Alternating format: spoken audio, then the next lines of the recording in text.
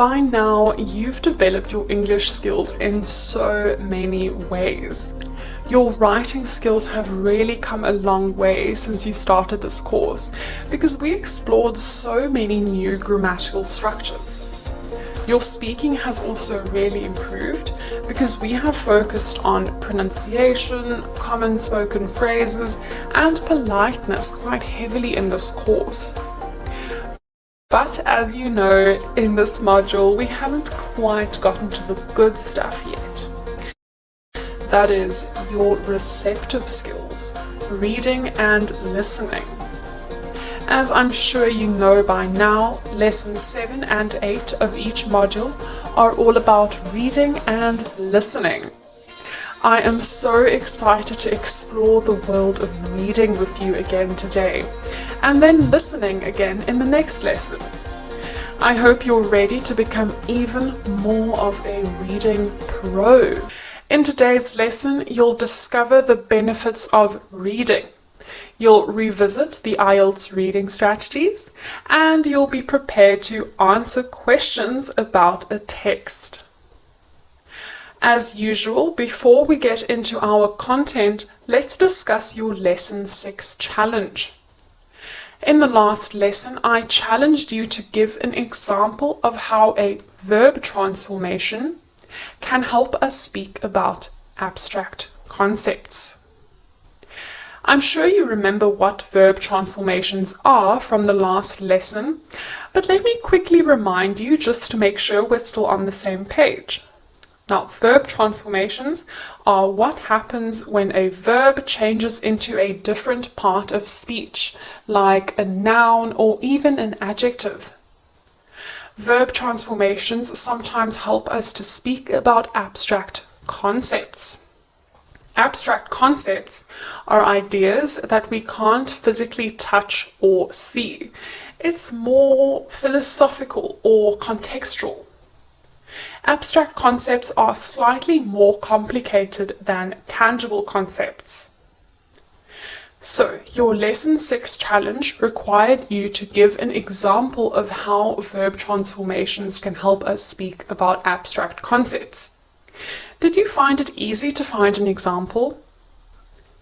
Well, I didn't even have to come up with an example myself.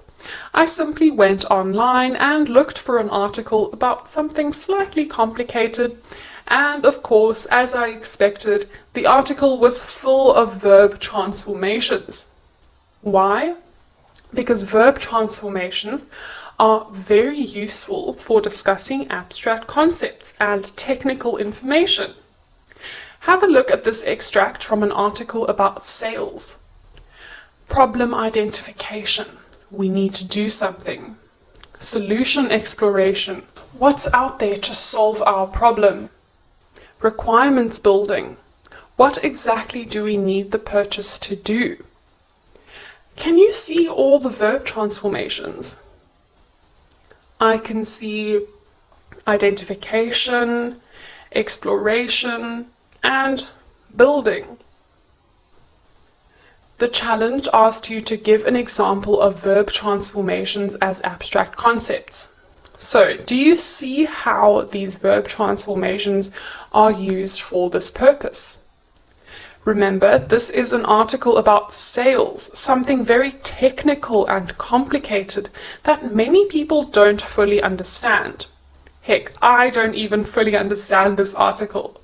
So it's natural that in such an article you'd find a whole lot of verb transformations, because verb transformations assist us in speaking about those abstract, technical, and complicated concepts like sales.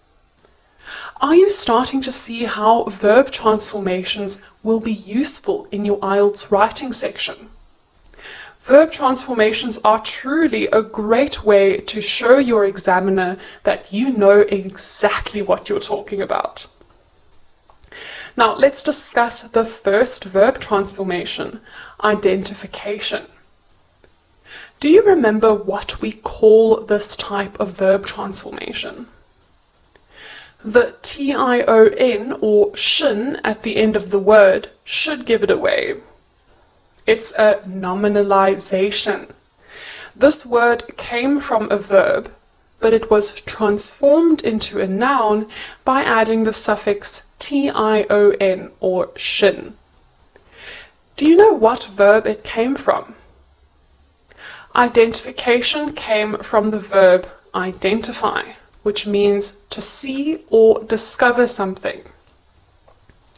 Now let's discuss the next verb transformation, exploration. By now it should be clear that it's also a nominalization. It came from the verb explore, which means to be curious about something and as a result to learn more about something. The last verb transformation we'll look at is building. One definition of the word building is a structure like a tower or a house, but that's not what it means in this instance. In this case, the word building is not concrete, it's abstract. It's a verb transformation. Do you see what kind of verb transformation it is? It's a gerund. We know this because of the suffix ing, as well as the fact that the word is used as a noun. Clearly, it comes from the verb build. So as you can see, you don't have to look very hard to find examples of verb transformations, especially verb transformations that aid in discussing abstract or technical concepts. Remember, if you have any questions, you can always contact us at support@shawacademy.com, and I will get back to you as soon as I can and help you gain the clarity you need. Now it's finally time to get into our lesson 7, which is all about reading. By practicing your reading consistently throughout this course, you've reached an impressive level of reading proficiency. So to keep you motivated to keep improving your reading skills, what better place to start than by discussing the benefits of reading? The benefits we're about to discuss are extracted from a Healthline article by Rebecca Joy Stanborough, which was medically reviewed by Dr. Heidi Mohad. So you can be absolutely sure that these benefits have been medically proven. The first benefit of reading is that it improves your vocabulary. I chose to mention this benefit first because it's probably the most beneficial for your IELTS test goals. Remember that improved vocabulary results in better writing and speaking. And of course, it helps with your receptive skills too. A good vocabulary makes it easier to understand people when they speak. As your vocabulary improves the more you read, you'll find that you won't ask people to clarify what they meant as often. You'll just understand them the first time. Here's a tip for you. I mentioned earlier in this course that it's very useful to keep a vocabulary list. But let's take it a step further. You can actually separate new words according to parts of speech. Your vocabulary list can be a table with 4 columns, like this one. There is a column for nouns, verbs, adjectives, and adverbs. Let's pretend that you were reading a book and you came across the word satisfaction. That's the noun form, so you'd write that in your table under the noun column. Of course, you would then write the definition with the word, but just for demonstration purposes, just for today, I am just showing you the word itself now. Now, it doesn't have to end with just the noun. You can take it a step further by also learning the verb, adjective, and adverb form of the word. The verb form is satisfy, which means to make someone happy and meet their desires. The adjective form is satisfactory, which means that something is up to a certain standard and it can meet someone's desires or expectations. The adverb form is satisfactorily, which means doing something in a way that meets someone's standards. See, now that you've gotten to a point in your English learning journey where you have a better understanding of parts of speech and word transformations, you will find this method immensely beneficial. This simple trick will compound your vocabulary. The next benefit that you can expect from frequent reading is that your general knowledge will expand. This will prove beneficial for the IELTS tests because it means that you will be able to comprehend more written texts. Improved general knowledge means increased likelihood of understanding a text. It's no secret that you'll probably be able to answer questions more easily and quickly about a topic that you already have some knowledge about, as opposed to a topic that you're completely unfamiliar with. By now, I'm sure you're convinced that reading more will improve your chances of getting a high band score in the IELTS tests. So now we can take a look at some of the more personal benefits of reading books. We can start with the fact that it actually alleviates stress. According to the Healthline article that all of these benefits are derived from, a study was done in 2009 that proves that reading books alleviates stress in students. The study found that 30 minutes of reading lowered blood pressure, heart rate, and feelings of psychological distress just as effectively as yoga and humor did. So if you have a particularly stressful life and you need something to help you relax while at the same time improving your vocabulary and general knowledge, reading is a great option. Another personal benefit of reading is that it aids sleep. Many doctors recommend incorporating reading into your sleep routine. Reading a book just before bed is likely to help you fall asleep. Note that you should stick to print books, as looking at a digital screen before bed will make falling asleep more difficult. The last benefit of reading I want to discuss with you is that reading prevents cognitive decline. As we age, our cognitive abilities decline. In other words, as we get older, our brains don't function at the same level as when we are young.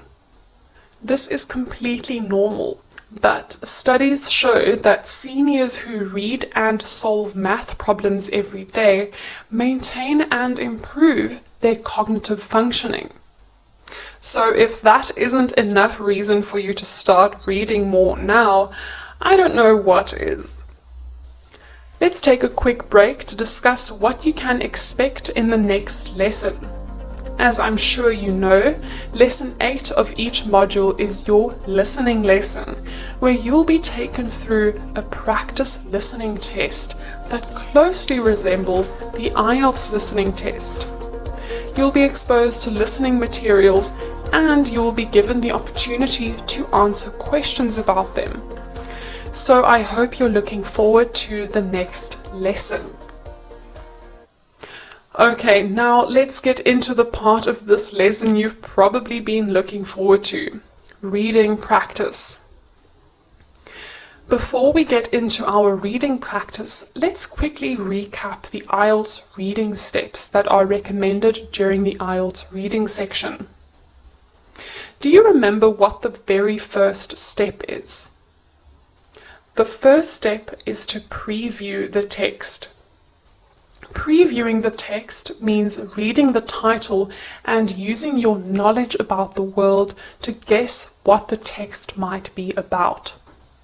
Think back to earlier in this lesson, where we spoke about how reading expands your general knowledge. Do you see how this benefit of reading can help you with this step? The next step is to read the questions and highlight keywords. During this step, it's very important to highlight the keywords in the questions. Not only will this help you remember the questions, but it will also help you identify potential answers when you eventually read the text. Next, you'll skim the text, meaning that you'll read over it quickly just to get a broad understanding of the general meaning of the text. And now the good stuff starts.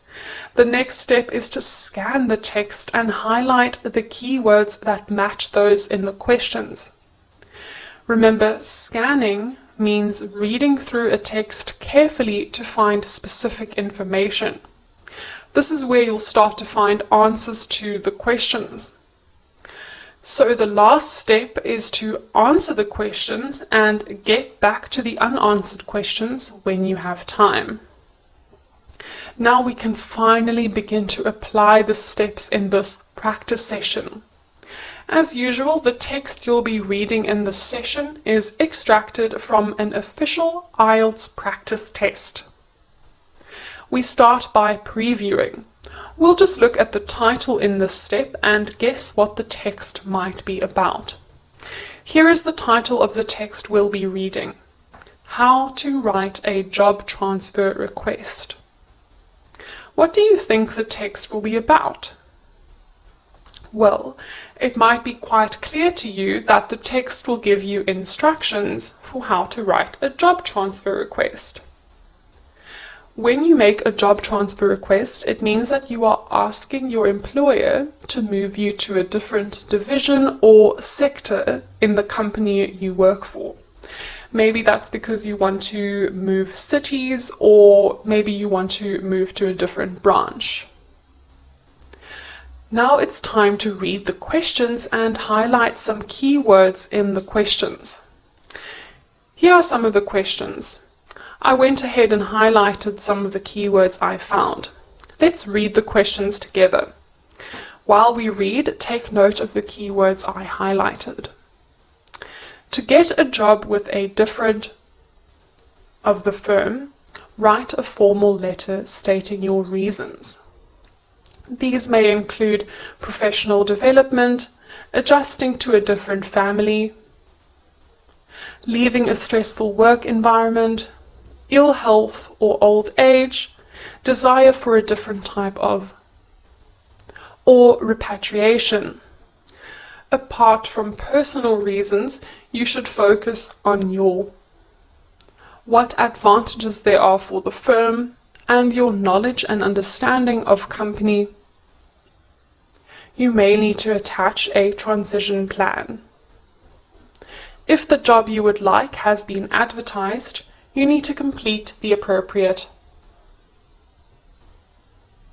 The great news is that the appropriate answer options are given for you to choose from here, which will make it a lot easier for you.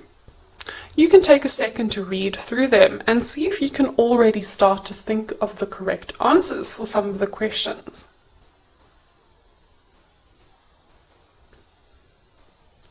Next, we're going to skim the text. Remember, that just means quickly reading through a text to gain a general sense of its meaning. We're going to look at the text in 4 parts. Please take some time to skim through part 1 of the text.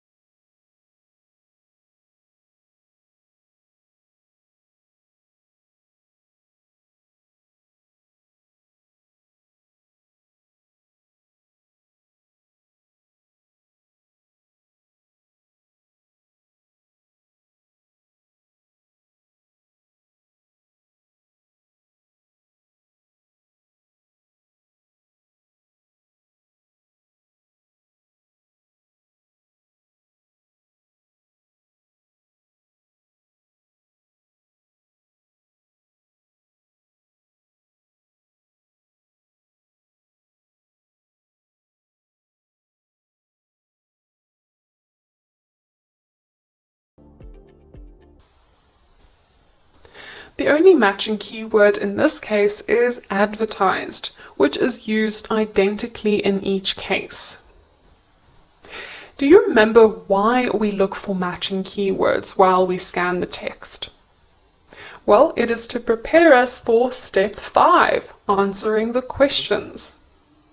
If there are matching keywords, it's very likely that the answer to the question is close to the matching keywords. So now it's finally time to answer the questions. Here are some tips for answering the questions.